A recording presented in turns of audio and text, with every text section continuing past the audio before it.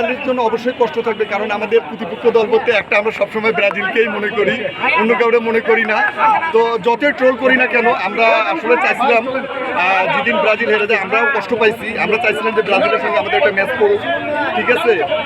তো দুঃখের বিষয় আসলে হয়তো তাদের লাগে ভাগ্যে ছিল না। আমরা আশাবাদী ইনশাল্লাহ আমাদের কাপ আমাদের ঘরেই থাকবে, আমাদের কাপ অন্য জায়গায় যাবে না। আর বরাবর মেসি যে ম্যাজিকটা দেখায় এটা আমরা বলি না, মাঠে এসে দেখায়।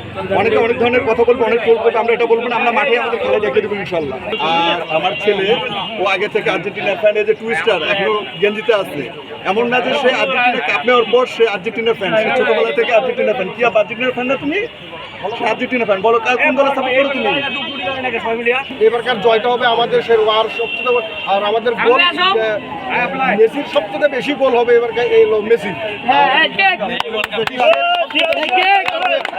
এবং এই যে রেকর্ড যেটা করবে মেসি, এই রেকর্ড ভাঙতে তাহলে 50 থেকে 60 বছর লাগবে অন্য দলের প্লেয়ারদের।